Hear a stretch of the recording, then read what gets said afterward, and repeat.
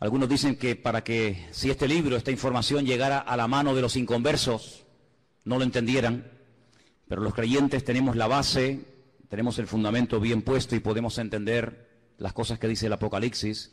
Y hay muchas cosas que habla este libro, pero en el capítulo 13 habla de lo que llama la Biblia las dos bestias. Dos bestias. La palabra bestia es Jehová, y Jehová es una expresión que se utiliza para hablar de un animal que mete miedo, un animal que trae terror, pero al mismo tiempo un animal casi rayando lo mitológico, un animal que es una mezcla de realidad y de ficción. Y esa es la palabra que emplea la Biblia cuando habla de estos dos personajes. Capítulo 13, verso 1 dice así la palabra: me paré sobre la arena del mar y vi subir del mar una bestia que tenía, dice aquí, 7 cabezas y 10 cuernos. No hay ningún animal que hoy en día exista que sea así. Es algo totalmente metafórico, ¿no? En sus cuernos tenía 10 diademas y sobre sus cabezas un nombre blasfemo. La bestia que vi era semejante a un leopardo, pero sus pies eran como de oso y su boca como boca de león. Fíjate qué mezcla, ¿no? Y el dragón le dio poder, su trono y grande autoridad. 3 cosas, no te las olvides: poder, su trono y grande autoridad. Versículo 3. Vi a una de las cabezas como herida de muerte, pero su herida mortal fue sanada, y se maravilló toda la tierra en pos de la bestia. Adoraron al dragón, que le había dado autoridad a la bestia, y adoraron a la bestia, diciendo: ¿quién como la bestia y quién podrá luchar contra ella? También se le dio boca que hablaba grandes cosas y blasfemias, y se le dio autoridad para actuar 42 meses. Es lo mismo que decir 3 años y medio, o 1260 días, como también se dice en otro texto, Abrió su boca en blasfemia contra Dios, para blasfemar de su nombre y de su tabernáculo y de los que moran en el cielo. Se le permitió hacer guerra contra los santos y vencerlos. También se le dio autoridad sobre toda tribu, pueblo, lengua y nación. Y le adoraron todos los moradores de la tierra cuyos nombres no están escritos en el libro de la vida del Cordero que fue inmolado desde el principio del mundo. Si alguno tiene oído para oír, que oiga. Después en el versículo 11 habla de otra bestia. Si os dais cuenta, dice después vi otra. No es la misma, es otra bestia. Pero si os dais cuenta, dice que esta bestia subía de la tierra. Sin embargo, en el capítulo 13, verso 1, dice que la primera bestia subía del mar. ¿Lo veis ahí? Vi subir del mar. El versículo 11 dice otra bestia que vi subir de la tierra. Son 2 entidades completamente diferentes la una de la otra. A lo largo de la historia, la humanidad ha conocido muchos sistemas de gobierno. Ha conocido durante un tiempo, parte de la humanidad durante un tiempo conoció un sistema que ya prácticamente no existe, pero que se llamaba la teocracia. Era Dios, el creador, gobernando al pueblo y llevando la palabra a través de sus profetas.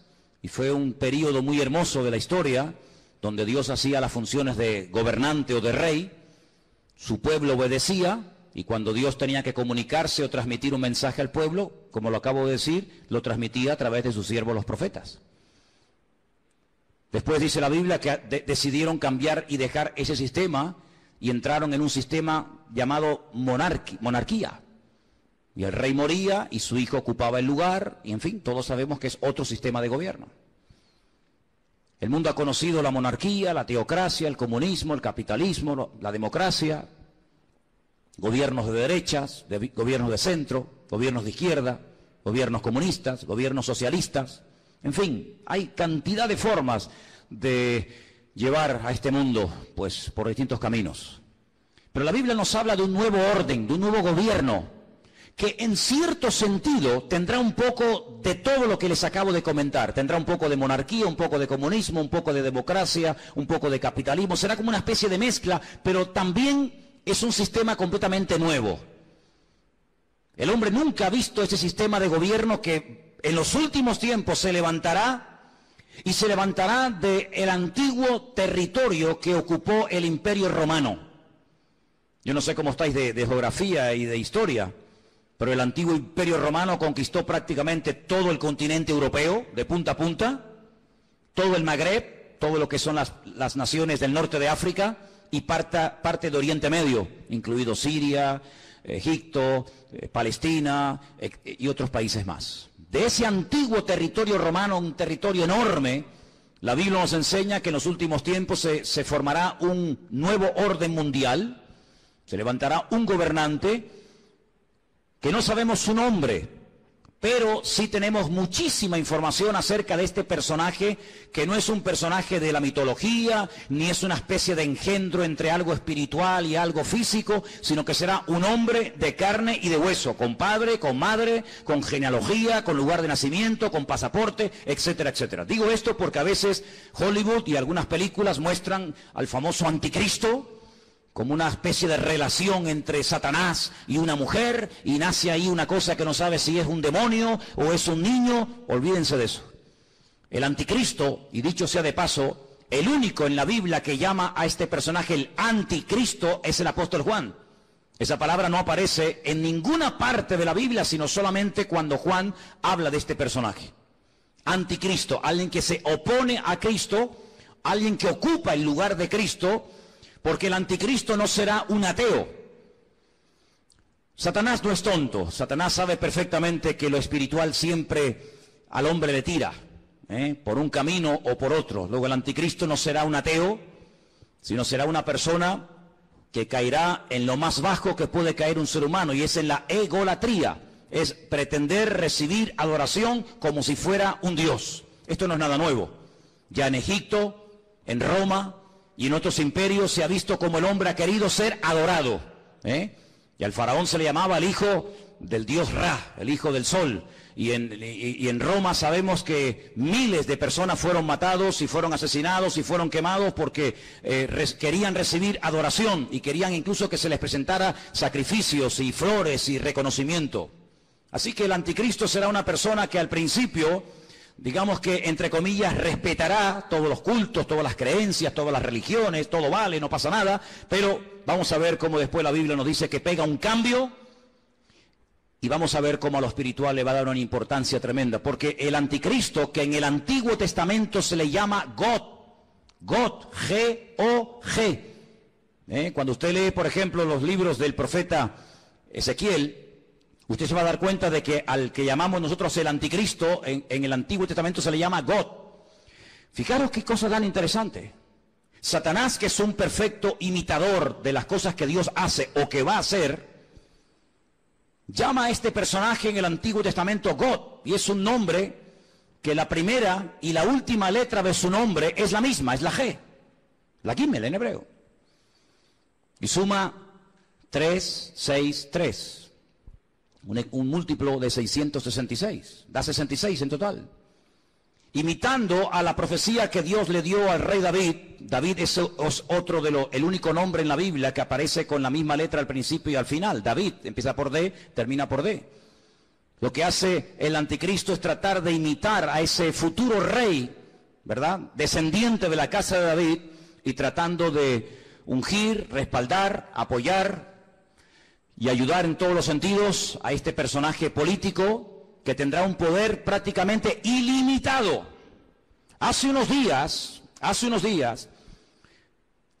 varios gobernantes muy famosos de este planeta Tierra proponían el nombrar a una persona como el presidente del planeta Tierra, el presidente de la Tierra, en este nuevo orden mundial que se está fraguando. Una de las últimas ciudades con un lujo increíble que se ha construido en Kurdistán se llama Astana.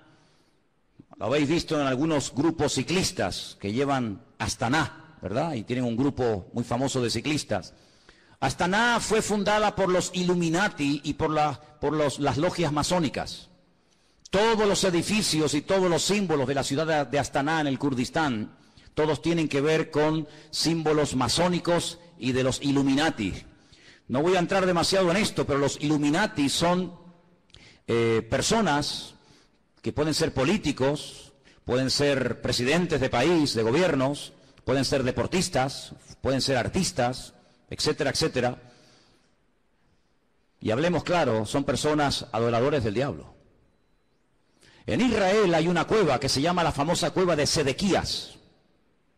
Se llama la cueva de Sedequías porque cuando el rey Nabucodonosor sitió la ciudad de Jerusalén durante más de un año, el rey que en ese momento gobernaba Jerusalén se llamaba Sedequías y huyó por esa cueva, y dice que lo alcanzaron en la llanura del valle de Jericó, que está como unos 8 o 10 kilómetros de allí. Y allí lo encontraron, le sacaron los ojos y se lo llevaron cautivo a Babilonia, a Irak. Y en esa cueva de Sedequías, de vez en cuando los famosos masones y Illuminatis se reúnen para hacer rituales. Quiero decirles que el presidente mundial de los Illuminati y de los masones es un judío llamado Rockefeller. Y en esa cueva se reúnen los de más alta graduación, los de nivel 33. Y allí hacen todo tipo de ritos y de ceremonias. Y ellos dicen que es allí, en uno de los lugares del mundo, de la tierra, donde Satanás hoy por hoy tiene su trono. No se olviden que Satanás no es un ser omnipresente que puede estar en todas partes al mismo tiempo. Satanás no puede estar en Madrid, en Estados Unidos, en Jerusalén, en Latinoamérica. Satanás es un ser que solamente puede estar en un sitio al mismo tiempo. Se mueve en el mundo espiritual, pero no tiene omnipresencia como es un atributo divino. Y es en ese lugar donde dicen los Illuminati y los masones que en forma de macho cabrío se presenta cuando hacen esas ceremonias en la cueva de Sedequías, y allí es donde reciben órdenes e instrucciones para las cosas que tienen que hacer. A algunos les puede sonar todo esto como a ciencia ficción, como a miedo, como a película, pero quiero decirles que el mundo espiritual, aunque no lo podemos ver con nuestros ojos de carne, es tan real como el mundo natural que constantemente estamos viendo. Date cuenta que, por ejemplo, ahora aquí dentro hay millones de voces en alemán, en arameo, en hebreo, en inglés, en chino, en japonés. Aquí dentro hay frecuencias, hay ondas, pero que no podemos ni verlas ni oírlas porque no tenemos un aparato de radio. Pero si tuviéramos un aparato de radio con una buena antena, seríamos capaces de escuchar programas que ahora mismo se están emitiendo desde Marruecos, desde Estados Unidos, desde cualquier parte de la tierra, simplemente que no tenemos un aparato que nos permite captar la señal de lo que aquí hay. Es como en la televisión. Y el mundo espiritual es invisible, pero es real. Los demonios existen, Dios existe, los ángeles existen. Todo el mundo espiritual es tan real como el mundo en el cual nos movemos tú y yo cada día. ¿Cuántos dicen amén? Satanás, dice la Biblia, que tiene un título, es el príncipe de la potestad del aire. Él se mueve con una velocidad abismal en la atmósfera. Y en ese lugar es donde Satanás hoy por hoy tiene su trono. Recuerden que en el libro del Apocalipsis, cuando el Señor le habla a una de las 7 iglesias, a una, no a las 7, a una le dice: aguanten, tengan paciencia, van a ser probados, van a tener dificultades, pero resistan, yo estoy con ustedes, porque yo sé dónde ustedes viven, donde Satanás tiene su trono. ¿Dónde tiene su trono Satanás hoy en día? Pues allí, en la ciudad de Jerusalén, es donde Satanás se mueve, porque sabe que la ciudad de Jerusalén es la ciudad más importante del mundo. Es la ciudad donde el Señor Jesucristo pasó la última semana de su vida. Es la ciudad donde Él instituyó lo que conocemos como la Santa Cena, el pan y el vino. Es el lugar donde murió. Es el lugar donde resucitó. Es el lugar donde ascendió. Es el lugar donde en el día de Pentecostés descendió el Espíritu Santo en forma como de lenguas de fuego que se asentaron sobre más de 100 y pico personas que estaban allí. Es el lugar donde Zacarías capítulo 14 dice que Él volverá por segunda vez y pondrá sus pies sobre el monte de los olivos, y el monte se partirá y desde allí gobernará las naciones. Es el lugar donde dice la Biblia que todo ojo le verá y toda rodilla se doblará. Es el lugar donde vendrán los famosos 2 testigos del Apocalipsis. Es el lugar donde Dios tendrá su sede de gobierno. Es una ciudad mencionada en más de 3.500 ocasiones en la Biblia, en el Antiguo Testamento. Es una ciudad importantísima. Es un lugar donde se está orando permanentemente, de noche y de día, por esa ciudad, pero es un lugar también donde Satanás tiene puestos sus ojos, porque sabe lo que allí va a pasar y lo que allí ya está pasando. Así que el anticristo, no el falso profeta, sino el anticristo, el cuerno pequeño, como lo llama Daniel, el hombre de pecado, el hijo de desobediencia, el inicuo, esta persona cruel y despiadada, tendrá durante 3 años y medio un poder impresionante como no nos podemos ni imaginar. Esta es la última oportunidad que Satanás tiene para destruir a las naciones, para engañar al ser humano. Esta es la última oportunidad, la última bala en la recámara que le queda al diablo por hurtar, matar y destruir, dice la palabra de Dios. Así que se viene un sistema de gobierno que nunca en la vida el ser humano ha visto. Pero, como hemos leído, este hombre, este falso Cristo, este falso Mesías, el anticristo, dice la Biblia que hará alianza, escuchen bien, hará alianza, hará pacto y tendrá el respaldo económico y espiritual de un ente espiritual, por así decirlo, de un grupo religioso que la Biblia lo denomina la Gran Ramera o la Gran Babilonia. ¿Y quién es esta Gran Ramera? ¿Quién es la Gran Babilonia? Bueno, voy a leerles algunas cosas y ustedes lleguen a sus propias conclusiones. La Biblia dice en el libro del Apocalipsis, seguimos en Apocalipsis capítulo 17, que esta gran ramera, Babilonia, la madre de las rameras, que ha contaminado a toda la tierra, versículo 1 dice: vi a uno de los 7 ángeles que tenía las 7 copas y habló conmigo y me dijo: ven acá y te mostraré la sentencia contra la gran ramera, la que está sentada sobre muchas aguas. La palabra aguas en el libro del Apocalipsis no se refiere a agua, sino que la interpretación de aguas la tienen ustedes. Hacemos un pequeño salto en el 17:15. Vean la interpretación. Las aguas que has visto donde la ramera se sienta, ¿qué es? Son pueblos, muchedumbres, naciones y lenguas. Esa es la interpretación de la palabra aguas. Entonces, vino a mí uno de los 7 ángeles que tenía las 7 copas y habló conmigo y me dijo: ven acá y te mostraré la sentencia contra la gran ramera, la que se ha sentado sobre pueblos, muchedumbres, naciones y lenguas. ¿Veis cómo lo podéis entender mejor? Versículo 2. Con la cual han fornicado los reyes de la tierra y los moradores de la tierra se han embriagado con el vino de su fornicación. Me llevó el Señor en el espíritu al desierto. La palabra desierto en hebreo es Bamidbar, es el lugar donde Dios habla, en la soledad, en la quietud, en la calma, donde Dios saca a su pueblo para hablarle y revelarle cosas profundas de su corazón. Y dice que allí vio una mujer sentada sobre una bestia escarlata, llena de nombres de blasfemia, que tenía 7 cabezas y 10 cuernos. ¿Cómo estaba vestida esa mujer? Esa institución religiosa, ¿cómo se vestía? Dice que se vestía de púrpura. Interesante, ¿no? Y de escarlata. Estaba adornada de oro, de piedras preciosas, de perlas, y tenía en su mano un cáliz de oro lleno de abominaciones y de la inmundicia de su fornicación. Así se vestían sus ministros, de púrpura y de escarlata, y tenía joyas y piedras preciosas en abundancia. Ahora, analicemos hoy en día en el espectro espiritual de nuestro planeta Tierra, vayamos una por una a ver quiénes pueden ser. Por ejemplo, ¿cómo visten los budistas? Si viéramos en este momento a un budista, seguramente lo veríamos con la cabeza rapada. Veo muchos budistas en esta tarde aquí. Iría seguramente, si tiene algo de pelo, con una especie de trenza. Iría con una túnica de color naranja.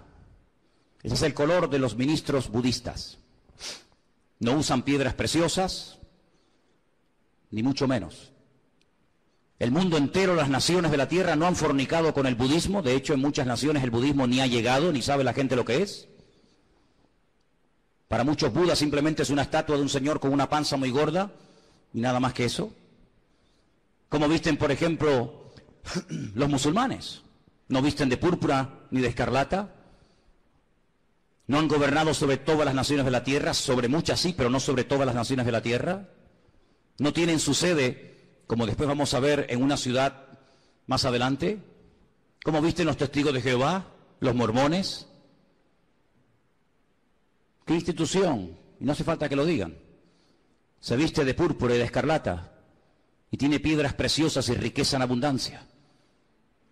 ¿Cuál es el hombre que tiene más poder de convocatoria que simplemente con hacer así te junta 1 millón de personas en décimas de segundo? Un hombre que es capaz de ir a África, a América, a Japón, a la China, a Cuba, a cualquier país de la tierra. Es el hombre que tiene más poder de convocatoria que nadie, más que Obama, Más que cualquier deportista, hay un hombre que simplemente con hacer así, junta como nada, 1 millón de personas, y los reyes de la tierra le tienen que besar la mano. Incluso el rey de España ha ido y se le ha inclinado. ¿Qué te parece, amigo? Y por si los datos te parecen cortos, en el versículo 18 dice: la mujer que has visto es la gran ciudad que reina, no que reinará, dice que reina sobre los reyes de la tierra. Allí es donde la gran ramera tiene su sede. ¿Y cuál era la ciudad que en el momento de escribir el libro del Apocalipsis reinaba sobre toda la tierra? Si seguimos leyendo un poco más adelante, capítulo 17, versículo 8 dice: la bestia que has visto era y no es, y está para subir del abismo e ir a perdición, y los moradores de la tierra, aquellos nombres que no están escritos, no están escritos de la fundación del mundo en el libro de la vida, se asombraron viendo a la bestia que era y que no es. Es increíble, amados hermanos, ver cómo el anticristo se hará de la fuerza política, económica y espiritual de esta institución religiosa que la Biblia nos enseña que harán uña y carne en los últimos tiempos. Ahora bien, este anticristo no podrá hacer lo que le da la gana, sino que tiene un periodo muy corto de tiempo para llevar a cabo, digamos, su plan maléfico, que número 1 consiste en destruir al Estado de Israel. Hay una obsesión, siempre había una obsesión contra el judío. El judío es el chivo expiatorio de la historia. Cuando en Alemania había crisis y cuando Alemania no levantaba cabeza, incluso había perdido territorio en la Primera Guerra Mundial, ¿a quién se le echó la culpa? A los judíos. ¿Quiénes pagaron los platos rotos en la Segunda Guerra Mundial? Fundamentalmente los judíos y otras personas también, pero mayoritariamente los judíos. Cada vez que hay un problema, cada vez que hay un conflicto, la culpa la tiene el judío. Hay centenares y centenares de libros que nos hablan acerca de que si no existiera ese pequeño país que tiene tan solo 300 kilómetros de largo, 22.000 kilómetros cuadrados, un país que prácticamente es que ni se ve en el mapa, un 0,7% de la población mundial, todos los problemas del mundo se solucionarían. Pero permítame decirles que durante la Primera Guerra Mundial Israel no existía y hubo una guerra mundial. Y durante la Segunda Guerra Mundial Israel no existía y se mataron 60 millones de personas en territorio europeo y esta gente no existía, no estaban allí como pueblo. Pero siempre se ha tratado de buscar una especie de chivo expiatorio al cual echarle la culpa de todos los problemas. Y hay muchos libros que dicen que si Israel no existiera, si ese país no existiera, si se arrasara completamente a esta gente, el mundo sería un mundo de paz, un mundo más equilibrado, un mundo donde no habría tantas guerras y rumores de guerras. Así que el primer objetivo de este personaje es ganarse la confianza del Estado de Israel. ¿Y cómo se ganará, según la Biblia, la confianza de los judíos para que durante un tiempo corto, pero al fin y al cabo un tiempo, lo apoyen? Pues muy fácilmente, permitiéndoles cumplir el sueño que todo judío tiene durante 2000 años, no lo han perdido jamás. Han estado de aquí para allá, los han matado, los han quemado, los han crucificado, les han hecho de todo, pero siempre han tenido una obsesión en la mente, y es poder volver a Jerusalén y poder volver a ver reconstruido el templo de Jerusalén. El templo de Jerusalén fue destruido en el año 70 por las tropas romanas, capitaneadas por Tito, el hijo de Vespasiano. Y desde el año 70 de la era cristiana hasta hoy, allí no hay templo. Los romanos araron aquel lugar, le cambiaron el nombre a Jerusalén y le pusieron Aelia Capitolina. Le cambiaron el nombre de Israel por Palestina, para que nunca más nadie se acordara que una vez hubo una ciudad en la historia de la humanidad llamada Jerusalén y un país llamado Israel. Pero todos sabemos que ese país ahí sí sigue existiendo. 7 guerras, ningún país moderno ha tenido que soportar 7 guerras, donde incluso ha tenido que pelear a veces hasta con 14 naciones a la vez. 14 naciones se han unido por tierra, por mar y por aire para destruir a esta gente, y en las 7 ocasiones no han podido hacerlo. Pero la Biblia nos enseña, y lo dice muy claramente en Ezequiel, en Daniel, en Zacarías, etcétera, que el enemigo intentará destruir a esta nación con armas nucleares. Y la palabra de Dios nos enseña que en un valle que está a las afueras de Jerusalén, llamado el Valle de Jezreel, o el Valle de Megido, se llevará a cabo una batalla tremenda que hasta la Biblia ya ha dado el nombre de dicha batalla, la famosa batalla de Armagedón. De hecho hay películas, ¿no?, que se llaman Armagedón. Y dice la Biblia que allí vendrán naciones de todas partes de la tierra. Atacarán por el norte, por el sur, por el este y por el oeste, por tierra, por mar y por aire. Y será un tiempo de angustia para Israel. La palabra de Dios nos enseña que más de 200 millones de soldados, escuchen bien, a Juan también le asombró, imagínate, nos asombra a nosotros escuchar esta cifra, imagínate a Juan hace 2000 años en la isla de Patmos escribiendo el Apocalipsis, 200 millones de soldados se unirán con un solo objetivo, destruir al pueblo de Israel. ¿Y por qué tanta obsesión por destruir a Israel? Lo he dicho muchas veces y lo vuelvo a repetir, por una sencilla razón. Porque el Dios creador, el único Dios que existe, el Dios de Abraham, el Dios de Isaac y el Dios de Jacob, ha prometido, bajo juramento, con su mano levantada, que Israel nunca será destruida. Que Dios peleará por ese pueblo. A pesar de sus defectos, a pesar de su desobediencia, a pesar de su rebeldía, Dios defenderá a muerte a ese pueblo. El país, la nación, el imperio que sea capaz de destruir a Israel demostrará, número uno, o que Dios miente o que Dios no existe. Si Dios ha prometido defender a Israel a muerte y que nunca ninguna nación, ningún pueblo, ningún país, ninguna arma forjada se podrá nunca levantar contra esta gente y ser destruida, si alguien logra destruir a Israel, si alguien logra botarlos al mar como intentó Jordania hace años atrás, pues simplemente demostrará que lo que Dios prometió era mentira, o que tal vez Dios ni siquiera existe, el Dios de ellos. Por lo tanto, el enemigo está tratando de demostrar por todos los medios habidos y por haber que Dios miente. Ya lo hizo en el principio de los tiempos, en el libro del Génesis. Cuando se acerca a la primera mujer, le dice, ¿por qué no comes? ¿Por qué no desobedeces a Dios? Y la mujer dijo, porque Dios nos dijo que si pecamos y si desobedecemos la ley de Dios, vamos a morir. Y Satanás le dice, Dios te ha mentido. No es verdad. Tú no vas a morir. Lo que pasa es que Dios sabe que si comes de este árbol, si desobedeces a Dios, le harás la competencia, le harás sombra y serás otro Dios. Y eso Dios no quiere que ocurra. Y la Biblia nos enseña que aquella persona le creyó a diablo, le creyó a Satanás y le creyó a la mentira. Y así como la verdad te hace libre, la mentira te esclaviza y te destruye. Por eso a lo largo de la historia, desde Caín hasta nuestros días, Satanás ha intentado destruir al pueblo de Israel, al Dios de Israel. ¿Por qué? Porque él quiere ser adorado y reconocido. Y el anticristo, este hombre, este líder político, exigirá que se le adore. Dice la Biblia que cuando el templo de Jerusalén sea reconstruido, y quiero decirles que he estado muchas veces en Israel, muchísimas veces, y cada vez que he ido he tenido la oportunidad y la bendición de poder ir al Museo del Templo, donde puedes ver absolutamente todo, salvo el arca del pacto.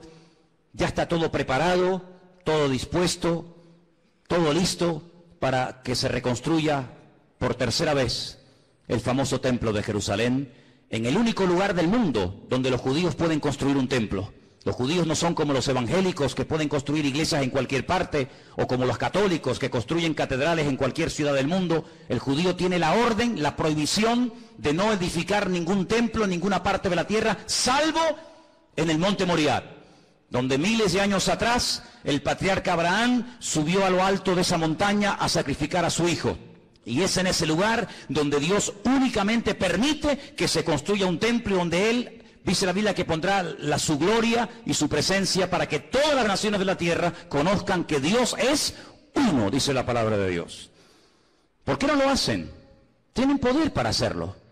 En 1967, en junio del 67, el 7 de junio del 67, la Biblia nos enseña, o la historia, perdón, nos enseña que las tropas de Israel entraron y conquistaron toda la ciudad de Jerusalén. No podían entrar en Jerusalén. Pero en el 67 tomaron toda la ciudad. Subieron a lo alto del monte, pero le dejaron hasta el día de hoy a Jordania que administre las explanadas del templo, donde está la famosa mezquita de Omar y la famosa mezquita de Al-Aqsa. Pero es allí donde algún día, dice la palabra de Dios, que el templo será reconstruido. Y a los 3 años de ser edificado ese templo, nos dice en Tesalonicenses, justo a los 3 años, este personaje entra al lugar santísimo, lo profana, y entonces exige que todo el mundo le adore y le reconozca como el único Dios. Quiero leerles en 2 de Tesalonicenses capítulo 2, versículo 1, escuchen bien la lectura. Dice el apóstol Pablo: con respecto a la venida de nuestro Señor Jesucristo, de eso está hablando, y nuestra reunión con Él, os rogamos, hermanos, que no os dejéis mover fácilmente de vuestro modo de pensar, ni os conturbéis, ni por espíritu, ni por palabra, ni por carta, como si fuera nuestra, en el sentido de que el día del Señor está cerca. Nadie os engañe en ninguna manera, porque no vendrá sin que antes venga la apostasía, el desmadre, el descontrol total y absoluto. En ese ambiente de desmadre, de descontrol, de guerras y rumores de guerra, de crisis y más crisis, en ese ambiente se levantará el anticristo. Porque viene ofreciendo paz, viene ofreciendo seguridad y viene ofreciendo estabilidad a un mundo que entrará en caos y entrará en picado y no habrá forma de solucionar el problema. Vendrá la apostasía. Dice la Biblia que en los últimos tiempos muchos que se llaman creyentes o cristianos o seguidores de Dios o de Cristo apostatarán de la fe, llegarán a escuchar hasta espíritus engañadores, espíritus malignos, llegarán a creer en cuanta cosa rara y extraña aparezca por el escenario y se producirá un enfriamiento a nivel mundial por parte de muchos que se llaman creyentes. Dice, y el amor de muchos, a consecuencia de que se ha multiplicado la maldad, se enfriará. Y si aquellos días no fueren acortados, nadie se podría salvar. Dice, más por causa de los escogidos, y por ahí están los listos de turno, que siempre dicen, no, pero los escogidos son los judíos, no somos nosotros. Eso es mentira. Están engañados. Si están enseñados, están engañados. La palabra escogido es ecleto. La palabra ecleto aparece en Primera de Pedro, cuando Pedro le escribe a gentiles, no a judíos, a gentiles, y les dice, vosotros, que antes no erais pueblo, si eran judíos, eran pueblo. No, pero es que vosotros no erais pueblo, porque el único pueblo que Dios tuvo en el pasado fue Israel.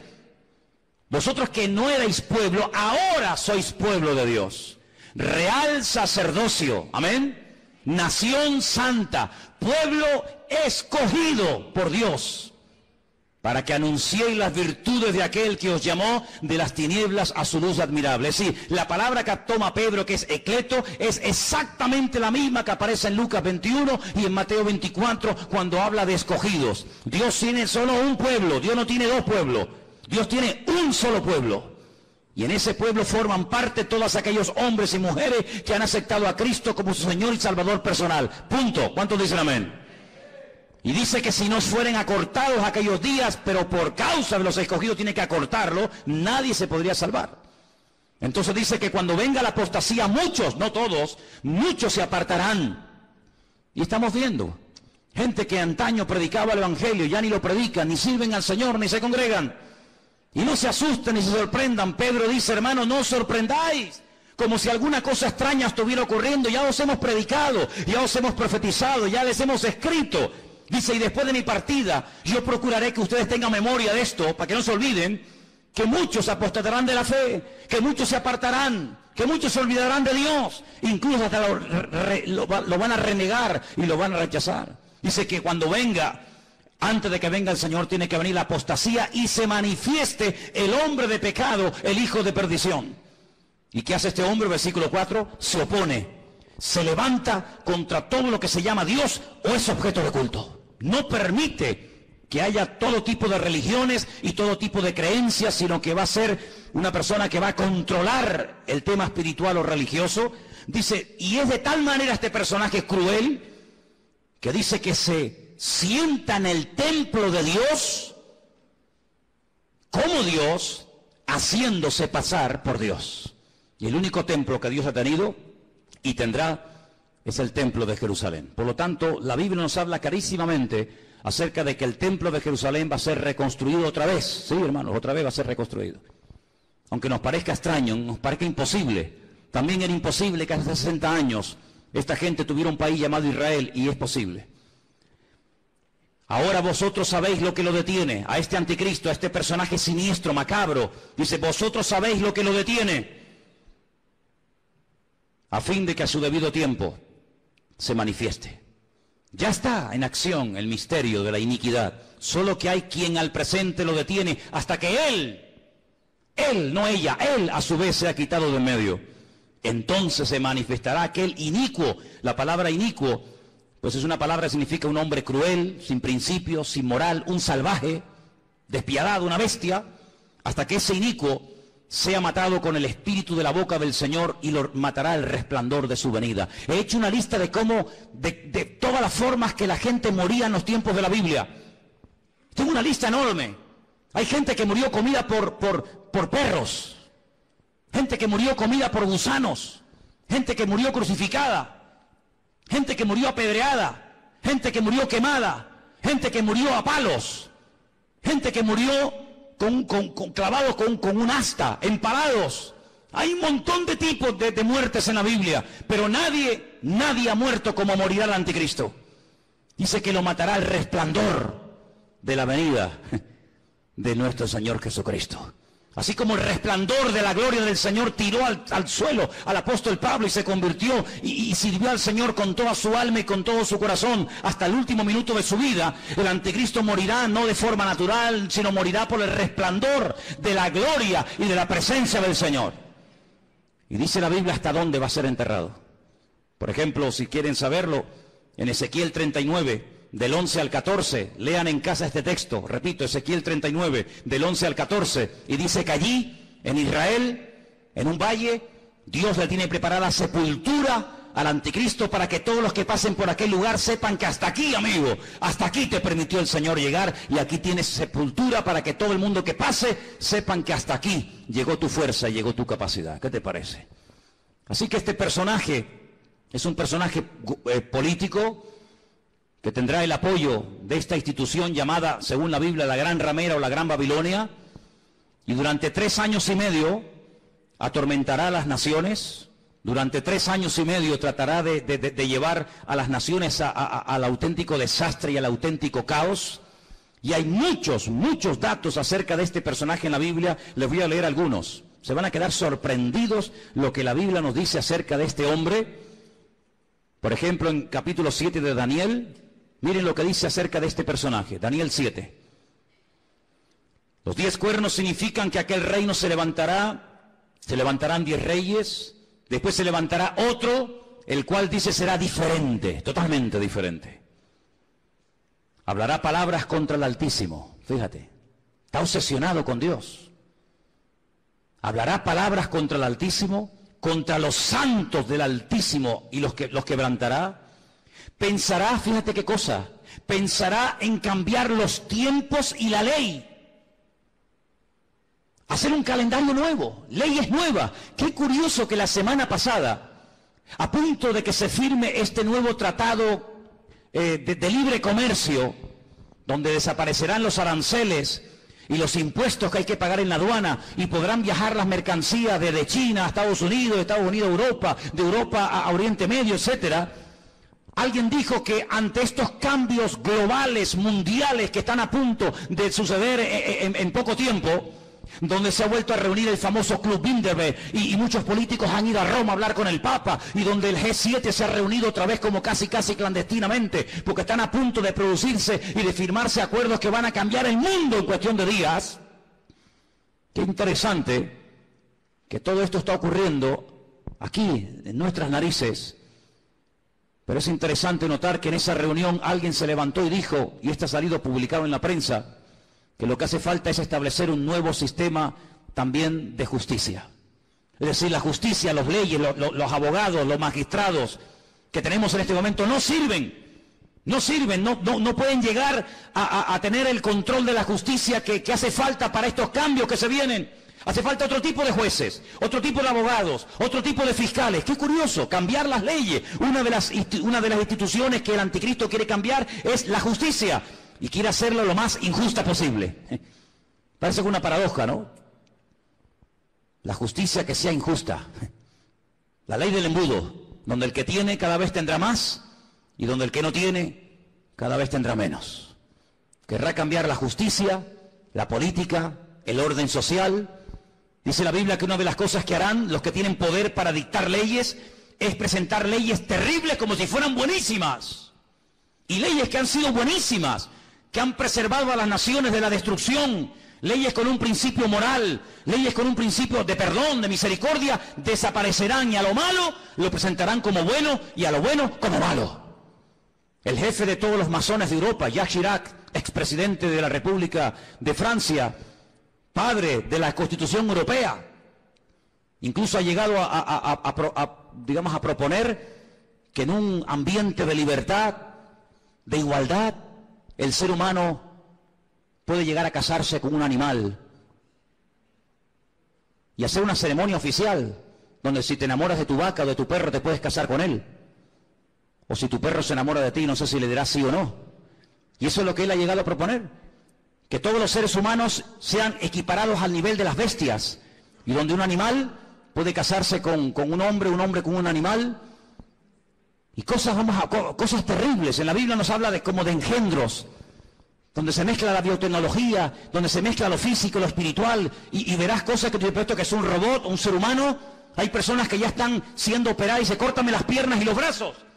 Quiero otro tipo de piernas y de brazos, y ya están haciendo engendros y manipulaciones genéticas sin precedente en la historia de la humanidad. Qué curioso que la Biblia, desde el libro del principio de la Torá, prohibía todo tipo de mezclas y todo tipo de injertos y todo tipo de cambios, ¿verdad? Sin embargo, el hombre intentará cambiar los tiempos, intentará cambiar las leyes.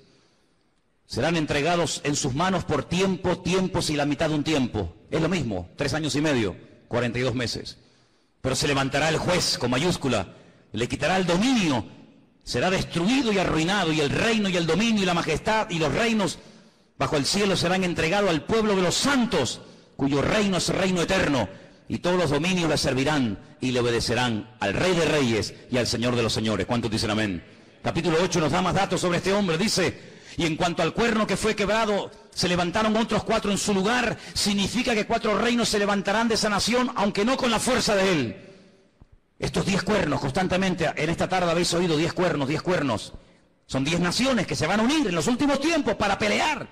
Qué curioso que por primera vez en la historia ha habido una coalición de 10 naciones árabes que en este momento están atacando Yemen, en este momento están atacando Siria y otras naciones del Medio Oriente. 10 naciones, qué curioso. Una coalición de 10 cuernos. Bueno, la Biblia le dijo a Abraham que 10 príncipes saldrían de sus lomos a través de Isaac, ¿verdad? Y dice en el capítulo 8, verso 23... al fin del reinado de estos, cuando los transgresores lleguen al colmo, se levantará un rey altivo de rostro y entendido en enigmas, imitando a Salomón, que dice que venían de todas las naciones de la tierra para hacerle preguntas difíciles, y a todo lo que le preguntaban él respondía. El anticristo tendrá una sabiduría impresionante, diabólica, pero la tendrá. No te olvides que el Señor, cuando creó a este ser tremendo, que no era en ese momento Satanás, sino un querubín, dice que lo dotó de una sabiduría espectacular, de una hermosura sin precedentes. Satanás es capaz de hablar en todos los idiomas de la tierra, de entender todas las cosas que jamás en la vida le podrán caber en el cerebro a ningún ser humano. Y todo eso se lo dará, dice la Biblia, poder, autoridad, respaldo, apoyo a este personaje. Verso 24, y su poder se fortalecerá, pero no con su fuerza propia. Causará grande ruina y prosperará. Qué curioso, por una parte causa ruina y por otra parte prospera. Qué tremendo que los que causan ruina a los demás siempre son prosperados ellos. Es interesante, ¿no? Causan ruinas, destruyen pueblos, saquean ciudades, hacen destrozo, pero estos que le arruinan la vida a millones de seres humanos, luego son los tipos más ricos del mundo. Y uno dice, ¿cómo es posible que este hombre que ha sido elegido por el pueblo, o se puso él teóricamente para ayudar al pueblo, no solamente nos complique la vida y nos arruine y nos mate, y encima el tipo este tenga fortunas en Suiza, sabe Dios dónde? Así será el anticristo. Hará arbitrariamente, es decir, hará lo que le da la gana. Destruirá a los fuertes y atacará al pueblo de los santos. Israel va a ser atacado, Israel lo sabe. En este momento solamente Irán, escuchen bien esto, solamente Irán. El otro día hubo una reunión a más alto nivel. La República iraní le dijo a Israel, si me atacas, Israel quiere atacar las centrales nucleares, porque Irán acaba de firmar un acuerdo donde permite que los observadores internacionales entren en instalaciones civiles, pero no en las militares. Insiste continuamente de que todo el arsenal que Rusia le está proporcionando de uranio es simplemente para hacerle la vida a los iraníes más fáciles, pero todo el mundo sabe, porque lo han dicho, no es nada que se oculte, porque lo han dicho, que el objetivo de ellos es literalmente hacer un festival nuclear en la ciudad de Jerusalén. Arrasar a Israel y borrarlos de la faz de la tierra. Israel se está pensando muy seriamente hace mucho tiempo atacar las bases militares nucleares. Irán le dijo, si me atacas, tengo en este momento 80.000 misiles apuntando hacia la ciudad de Jerusalén. ¿Qué te parece, amigo? Solamente Irán, sin contar otras naciones que le rodean. 120 millones de enemigos contra 7 millones. Es una desproporción muy grande, ¿verdad? 120 millones contra 7 millones. Con su sagacidad hará prosperar el engaño. Todo lo que estamos viendo de corrupción, de engaño, de ladrones y sinvergüenzas que han saqueado y robado lo que les ha dado la gana, que entran por una puerta y salen por la otra, todo esto es simplemente un pequeño botón de muestra, como preparándonos psicológica y mentalmente para lo que viene. Dice que este hombre, con sagacidad, con trampas, con triquiñuelas, con mentiras, hará prosperar el engaño, se engrandecerá en su corazón y sin previo aviso atacará y destruirá a muchos. Estoy leyendo la Biblia, no estoy leyendo nada raro, estoy leyendo la Biblia. Se levantará contra el príncipe de los príncipes, pero será quebrantado, aunque no por mano humana. Fijaros cómo el enemigo ha ido adaptando la estrategia según los tiempos. Caín, el primer asesino, se levanta y mata a su hermano Abel, pero no mató ni a su padre, ni a su madre, ni al otro hermano. Dejó a más gente viva que los que realmente mató, ¿sí o no? Qué curioso, ¿eh? Caín mató a uno, pero dejó vivo a más gente. Cuando pasa el tiempo, dice la Biblia que otra persona que también tiene el mismo espíritu de Caín, pero elevado a la máxima potencia, va más allá y dice, en vez de matar a uno, matemos a todos, pero solamente a los varones. Y deja a todas las mujeres vivas. Sabemos también que Moisés se salvó y etcétera. Pero fíjate, Caín mató a uno, pero dejó vivos a otros. Pero Faraón quería matar a todos los varones y la muerte iba en aumento. Pero cuando no lo consiguió, el mismo espíritu de Caín que habitó en Faraón salpicó y se apoderó de aquel rey perverso de Amán, allí en los tiempos de la reina Esther, y dijo, no solamente a los hombres, sino a los hombres, a las mujeres, a los niños, y arrasemos con todo. Es decir, que no ha ido a menos, sino que la maldad siempre ha ido a más, siempre ha ido a más. Por lo tanto, todo lo que hemos visto a lo largo de la historia son simplemente pequeñas pinceladas de lo que le espera a esta tierra. Si saltamos al capítulo 11 de Daniel, sigue dando datos muy interesantes. Dice aquí, hará este rey según su voluntad. Se ensoberbecerá, se engrandecerá sobre todo Dios, y contra el Dios de los dioses hablará. Y dice aquí, y prosperará. Es increíble, ¿eh? Y prosperará. Por eso dice la Biblia, no tengas envidia del hombre malo que prospera en su camino. Porque a veces los malos también son prosperados, pero no por Dios. Y dice aquí, hasta que sea consumada la ira y lo que está determinado se cumpla. Ahora fíjate qué dato tan interesante. Yo sé, y algunos seguramente me lo harán notar, que en el texto original no existen palabras con mayúscula y palabras con minúscula. No existe ni en griego ni en hebreo palabras con mayúscula y con minúscula, que en nuestro idioma es muy importante, porque no es lo mismo la palabra Dios con minúscula que la palabra Dios con mayúscula. No es lo mismo la palabra Señor con minúscula que la palabra Señor para referirnos a Dios en mayúscula. En la Biblia hay un término específico para cada palabra, por lo tanto no hace falta recurrir a esto de mayúsculas y minúsculas.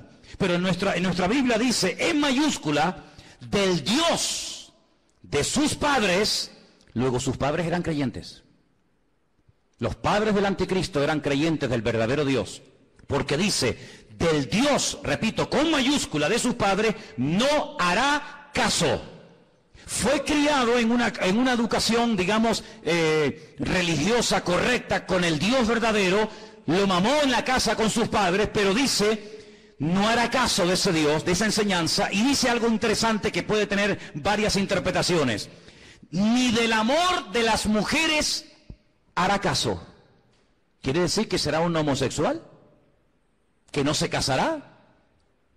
Interprételo usted como quiera, pero dice que a este hombre no le interesa perder el tiempo. Ustedes saben que cuando un hombre se enamora de una mujer se vuelve medio idiota, medio tonto, ¿no? Por lo tanto, él dice, yo tengo un objetivo y si enamorarme de esta o de aquella me va a quitar mi tiempo, dice, ni hará caso de las mujeres. Increíble. No respetará a Dios alguno, porque contra todo se engrandecerá. Honrará en su lugar al Dios de las fortalezas. Y tú dices, ¿este quién es? El Dios de las fortalezas. No hará caso del Dios verdadero que sus padres le inculcaron y le enseñaron.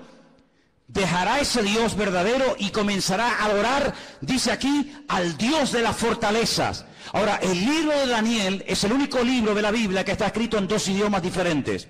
Todos los libros del Antiguo Testamento están escritos en hebreo y los del Nuevo Testamento en griego, pero Daniel no. Daniel, parte del libro está escrito en arameo y parte está escrito en hebreo. Se lee igual, pero significa lo mismo. Cuando usted lee del Dios de las fortalezas lo honrará, dice textualmente Alá Maozín. Y menciona la palabra Alá. ¿Saben que las siguientes Biblias que se van a vender dentro de muy poco tiempo, que ya están en circulación en las iglesias evangélicas, dirá, por ejemplo, en el principio creó Alá los cielos y la tierra? ¿Sabían que la palabra Elohim o Dios desaparecerá de muchas Biblias en los próximos años y aparecerá la palabra Alá? ¿Sabían eso? Pues vete espabilando. De Alá, del Dios de la guerra, como dice el texto, a ese Dios adorará. Dice, Dios que sus padres no conocieron. No tiene nada que ver la adoración a ese Dios con el Dios que sus padres le enseñaron. Y dice, lo honrará con oro y con plata, con piedras preciosas y con cosas de alto precio. Hermanos, esto se escribió hace más de 3000 años, ¿eh? Es impresionante cómo hace más de 3000 años el profeta Daniel sabía detalles de la vida de este hombre que en aquel momento lógicamente no existía y que está a punto de aparecer. Y dice, con un Dios ajeno se hará de las fortalezas más inexpugnables y colmará de honores a los que le reconozcan y con precio repartirá la tierra. Pero al cabo del tiempo el rey del sur contenderá con él y se levantará contra él como una tempestad. También le irá mal al anticristo, no te quepa la menor duda, también le irá mal, pero durante un tiempo aparentemente las cosas le van a funcionar.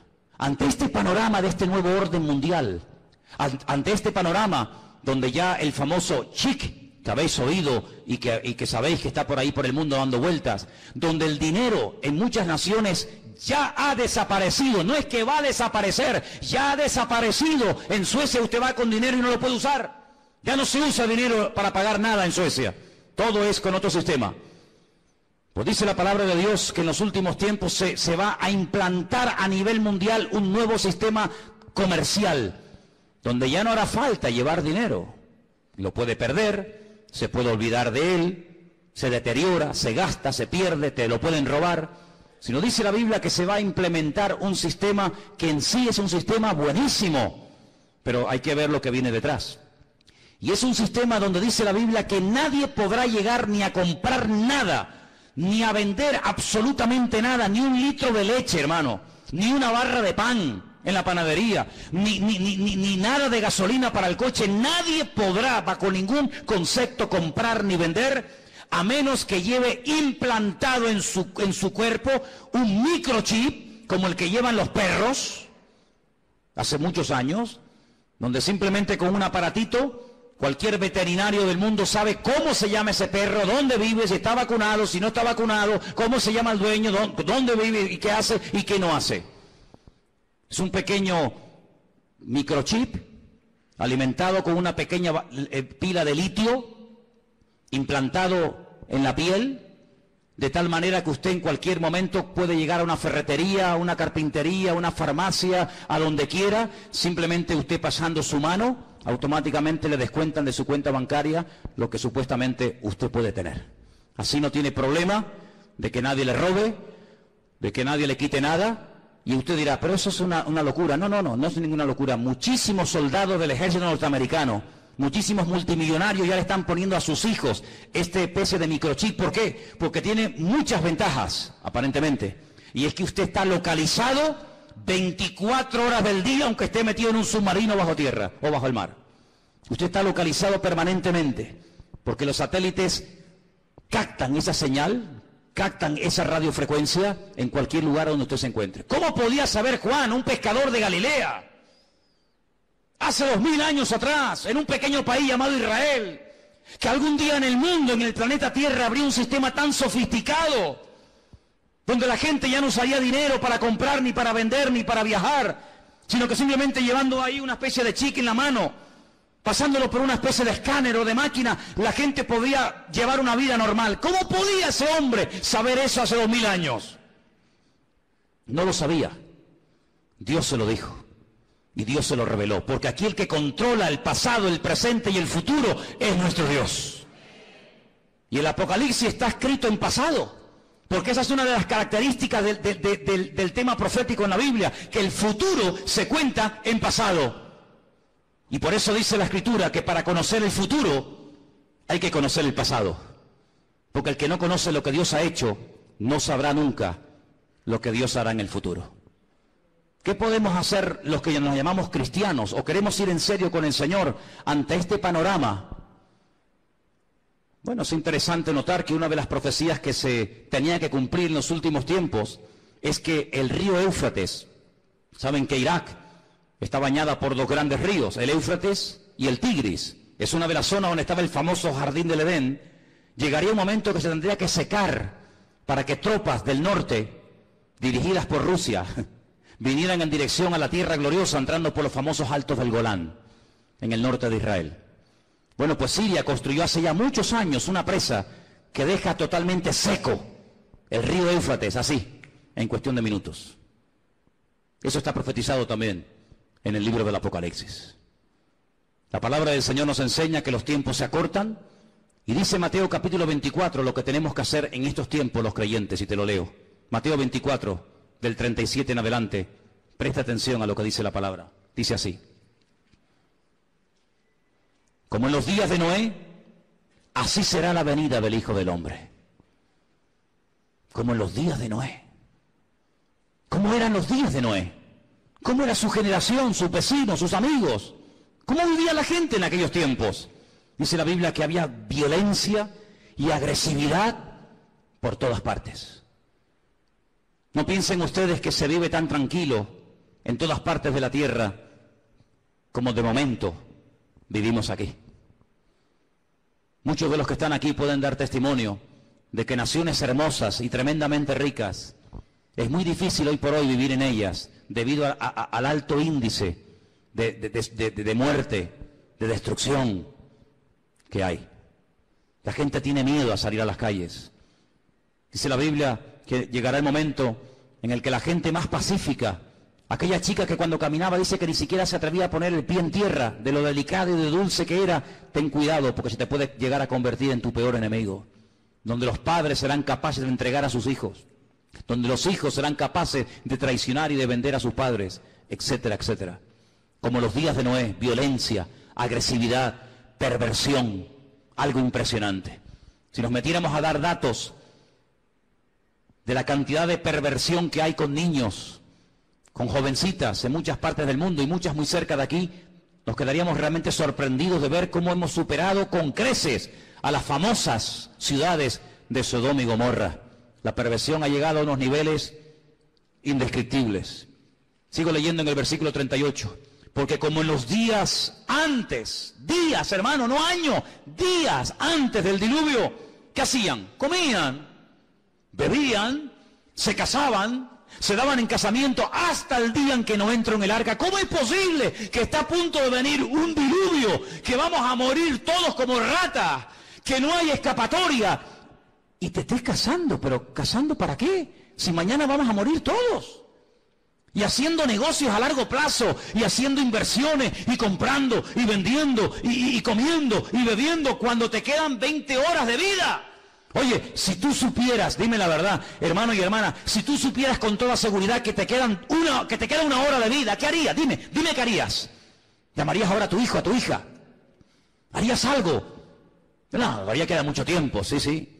Esa actitud de diferencia, de decir, bueno, no hay tanta prisa, tampoco es para tanto, no exageres tanto, Manolo, que todavía queda mucho tiempo, que soy muy joven, que queda mucha vida por delante. Sí, también al que enterré ayer le quedaba mucha vida por delante. Y con 44 años recién cumplido el lunes, ahora está donde todos sabemos que está. Toda la vida le quedaba por delante, claro. Un chaval con 44 años, pues, hombre, pues imagínate tú lo que puedes vivir, casi otros 40 años más. Pues no, se acostó a las 9 de la noche. Y a las 7 de la mañana, su vida se apagó. ¿Qué te parece? Días antes del diluvio, Noé estuvo predicando y diciendo a la gente, viene el diluvio, que Dios va en serio, Dios te ha dado oportunidad, otra, y mañana, y pasado, y nada, y no sean caso. Así será la venida del Hijo del Hombre. Dice, no entendieron. Oye, ¿no te ha pasado? Gente inteligente, gente con más o menos un mínimo de cultura, un mínimo de, no sé, de luz, que tú le hablas de cualquier cosa y todo lo entienden. Le hablas de política, 3 horas hablando de política. Le hablas de fútbol, va, pero yo te cuento. Le hablas de lo que quieras. Tocas el tema de la Biblia, tocas el tema del Señor y son los más torpes del mundo. Y un tío tan listo, un tío tan sabio, un tío tan espabilado, un tío que se ha buscado la vida, toda la vida, de todo entiende y de todo sabe. Lo dejas en el desierto y el tío sobrevive. Lo dejas en el Himalaya y el tío se busca la vida. Cuando le hablas del Señor, no entiende nada. ¿Leíste la Biblia? Sí, pero no la entendí. Pero tío, ¿cómo es posible que leas el periódico, leas la revista y todo lo entiende? Y cuando te hablo de Dios, no entendieron. Hay como una nube, hay como una ceguera espiritual. ¿Por qué se creen que comencé el culto cantando abre mis ojos? ¿Piensan que todo esto es casualidad? ¿Que detrás de esto no hay oración y preparación? Y diciendo, Dios mío, háblanos. Claro que lo hay. Abre mis ojos, ¿pero a qué? A la realidad espiritual de lo que se cierne y de lo que viene, hermanos. No entendieron hasta que vino el diluvio. Cuando entendieron era demasiado tarde. Claro, entendiste, pero ya no hay tiempo. Se los llevó a todos. Así será también la venida del Hijo del Hombre. ¿Qué te parece, amigo? Algunos no tuvieron miedo la primera vez que se metieron un pico en las venas. No tuvieron miedo ninguno. Algunos no tienen miedo a tirarse en parapente, en paracaídas, al vacío, nadar entre tiburones, subir al Himalaya y hacer locura. Y venga a beber, y otra. No tienen miedo, pero cuando llega la hora de poner ese valor al servicio de Dios, son unos cobardes. Y la Biblia los llama así, La gente que no tiene valor para creerle a Dios los llama cobardes. Valientes para lo malo, cobardes para lo bueno. ¿No entendieron? Dice, pero por eso estarán 2 en el campo. Uno se va y otro se queda.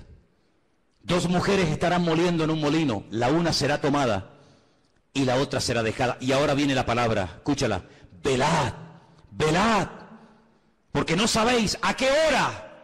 Es verdad, pero tal y como están las cosas, la hora no la podemos saber, pero ¿qué quiere que te diga? Viendo todas las piezas del puzzle, uno las va juntando por aquí, las va juntando por allá, lo que oye por aquí, lo que oye por allá, lo que me cuenta fulano, lo que yo he leído, lo que me han contado, lo que yo veo tal, y va juntando y dice, Dios mío, nos queda poco, la hora imposible, pero el Señor está cerca. ¿Cuántos lo saben? Sabed esto, que si el padre de familia supiera que hora el ladrón va a venir, velaría y no dejaría minar su casa. Lógico. Si yo sé que esta noche a las 3 de la mañana me va a venir alguien a robar la casa, yo no duermo.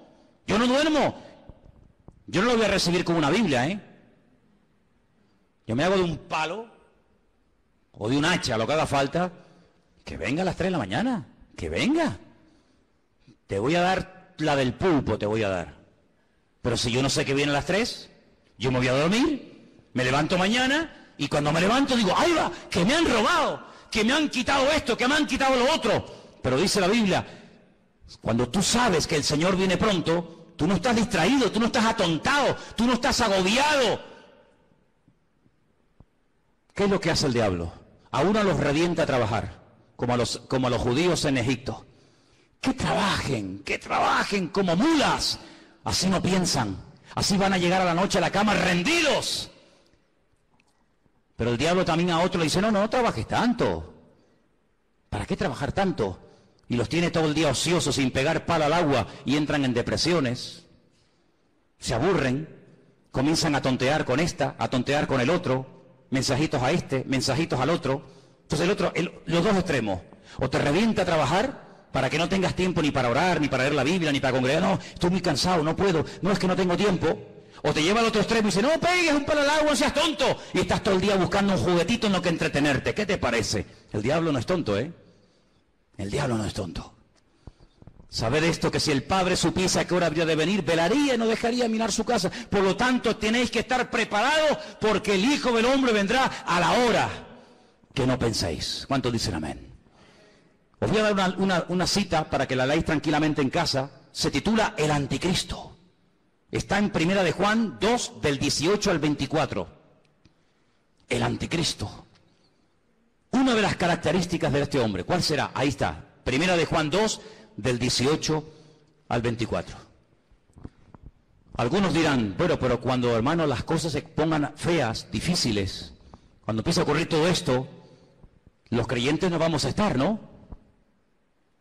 Entonces, ¿para qué se escribió la Biblia?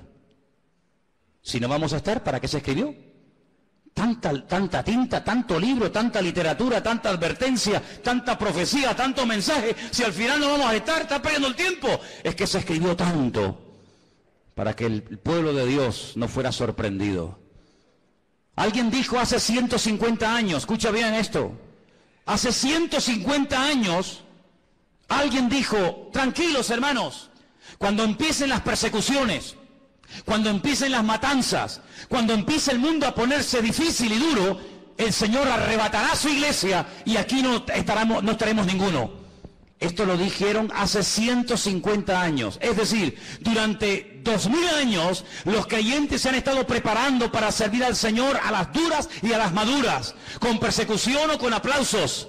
Pero claro, por ahí cayó en buena tierra, entre comillas, la enseñanza de que los creyentes no iban a estar en tiempos de persecución.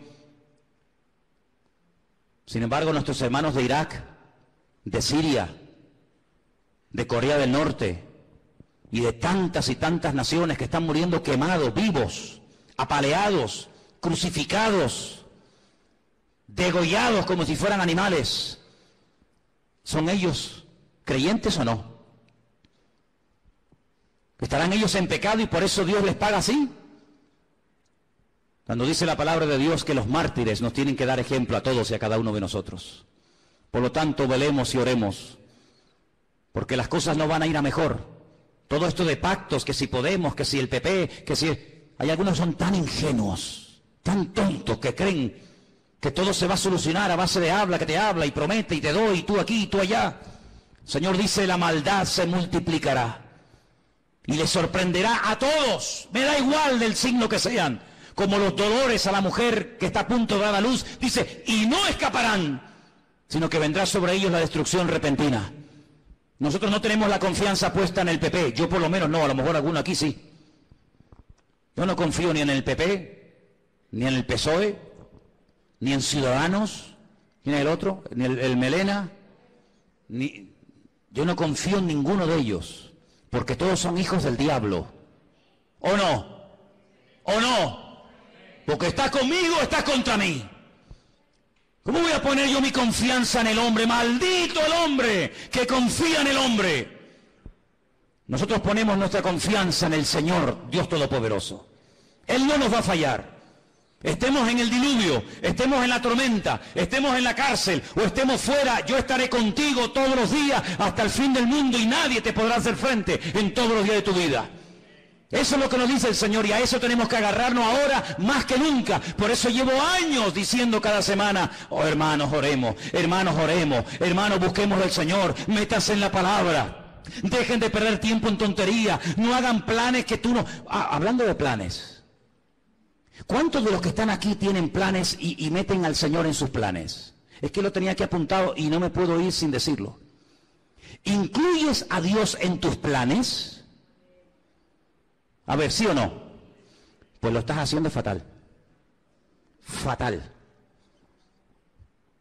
Ah, ¿que no puedo incluir a Dios en mis planes? No. Pero hermano, no te entiendo. Espera, déjame que te explique.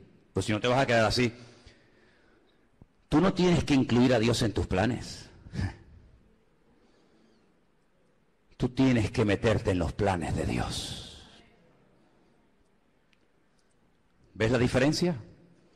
Yo tengo planes, quiero ser médico, quiero ser abogado, quiero estudiar 5 carreras, quiero casarme con un chico alto, guapo, rubio, maravilloso, que habla inglés, arameo, francés, chino, japonés, tenga un coche, un yate, un avión. Claro, esos son tus planes. Y Señor, me tienes que ayudar, me tienes que ayudar, amigo, Tú tienes tus planes, tus proyectos, y ahora me caso, y ahora me divorcio, y ahora compro, y ahora vendo, y ahora voy a la playa, y ahora voy al monte. Tú tienes tus planes y metes a Dios en tus planes. Te equivocas rotundamente, no has entendido nada. Y tú dices, pero ¿cómo se predica en esta iglesia así? Amigo, aquí estamos para esto. Si quieres más la papita dulce, vete allá a la esquina que está la guardería Heidi. Aquí yo te digo que la única manera de ir de gloria en gloria y de victoria en victoria no es metiendo a Dios en mi agenda, sino metiéndome yo en su agenda y en sus planes y en sus proyectos. Y entonces Dios te va a bendecir y Dios te va a ayudar. No metas a Dios en tu vida, métete tú en el Señor y entonces el Señor te va a ayudar. Y se abre la puerta, se cierra la puerta, poder decir gloria a Dios, porque Dios está conmigo y nadie me podrá frenar en los días de mi vida. Aleluya. ¿Cómo que tus planes? ¿Qué dices, amigo? ¿Cómo que tus planes? Ya no vivo yo. Ya no vivo yo, es Él el que vive en mí. Por eso es muy difícil ser cristiano, porque ¿a quién no tiene planes? ¿A quién no le gusta? Hombre, a mí me han dicho, ¿cuántas veces me han dicho? Ay, yo sé que el Señor tiene que venir, pero que no venga ahora mismo porque yo me quiero casar. Ah, bueno, pues nada. Pues entonces, dile al Señor, Señor, no vengas de momento porque me he comprado el vestido. Me compran los zapatos. Y claro, si vienes, ¿cómo me los pongo? Esa es como me dijo a mí una chica cuando inauguramos esta iglesia hace 14 años atrás. Tuvimos cultos sábado y domingo. Y el sábado le dije, mira, cantas tú y tú, y el domingo cantan otras hermanas Y me dice, no, hermano, yo canto el sábado y el domingo. Digo, no, tú cantas el sábado y otro el domingo. Que no, digo, hombre, ¿cómo no? Vamos a ver. Y digo, pero ¿tú por qué tanto empeño en cantar también el domingo? Y me dice, porque me he comprado 2 vestidos. Me he comprado uno para el sábado y otro para el domingo. Y si no canto el domingo no me van a ver el vestido nuevo. Y yo le dije, pero ¿tú vienes aquí a la iglesia para presumir de vestidos? Porque si vienes aquí a aparentar y a presumir, aquí te sobra el sitio, hija.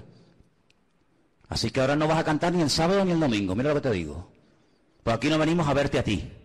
Aquí venimos a adorar al Señor. Y cogió y se fue. Se fue a cantar donde le aplaudían. Pero aquí al único que aplaudimos, y le pido que ahora le deis un aplauso a Él, es al Rey de Reyes y al Señor de los Señores. A Él sea la gloria por los siglos de los siglos. Amén. A Él solamente. Aleluya. Fuertes aplausos a nuestro Dios, hermano. Amén, amén, amén. Aleluya. Amén. Nada más que a Él. Todo lo demás sobra. ¿Cuánto tiempo va a reinar el anticristo? ¿Cuánto tiempo va a estar este personaje, este tipejo? ¿Cuánto tiempo? Lo hemos leído. Tiempos y la mitad de un tiempo. 42 meses, 1 año y medio, 3 años y medio. ¿Eso es lo que va a durar? 3 años y medio. ¿Pero cuánto va a durar el reino de nuestro Dios? Por los siglos de los siglos. Amén. Sí, tú tendrás tu tiempo de gloria, como muchos que ves en televisión, de plató en plató, de programa en programa. Parece que pasa un tiempo y desaparecieron. Cierra tus ojos, hermano. Empápate de la Biblia. Métete en el Señor. Y dile al Señor, yo haré en la vida lo que tú quieras. Solamente lo que tú quieras. La vida cristiana no es hacer lo que yo quiero y usar a Dios para mi beneficio personal. No. Eso no es vida cristiana, eso se llama religión. Eso es religión, donde yo hago lo que me da la gana y Dios está a mi servicio 24 horas al día en lo que yo quiera y en lo que yo pida. Eso es religión, donde yo pongo las normas, donde Él está para servirme a mí. Evangelio es, yo no tengo planes, Yo soy un siervo en las manos de Dios y yo haré y me casaré o no, y compraré o no, iré o no, a donde Dios quiera. Eso es el Evangelio. Lo otro es religión. Y por eso, amados hermanos, yo le digo a todos los jóvenes que están aquí esta noche, muchos de ustedes que se están matando estudiando, pregúntale al Señor si eso es lo que Dios tiene para tu vida. Porque si eso es lo que Dios tiene para tu vida, gloria a Dios, qué bueno. Pero ¿y si eso no es? Si eso no es, hijo o hija, pregúntale al Señor qué quiere hacer con tu vida. Porque a Noé cuando le habló le cambió la vida. Y a Abraham ni te cuento. Y a Pablo ni te cuento. Cuando Dios le reveló sus planes a David, a Moisés y a los personajes de la Biblia, les cambió la vida. Ya no se podían dedicar a cualquier otra cosa. Porque Dios tiene planes. Claro que los tiene. Para mí, para ti. ¿O qué te crees? ¿Que estás aquí por casualidad? No. Dios nos ha traído hoy aquí, como dice el cántico, para no volver atrás. Aleluya. Y en esta tarde, cuando te acerques a este pan y a este vino, dile al Señor, te lo pido, dile: Señor, quiero hacer tu voluntad, Señor. Quiero hacer tu voluntad. Bendito sea el nombre del Señor. Señor, ayúdanos a darnos cuenta que el mundo, como tu palabra profetiza, irá de mal en peor. Pero nosotros iremos de gloria en gloria y de victoria en victoria, porque tú así lo has determinado para tu pueblo. Señor, sabemos que el mundo te ha dado las espaldas, sabemos que el mundo no se somete a tu voluntad ni a tu palabra. Así les va.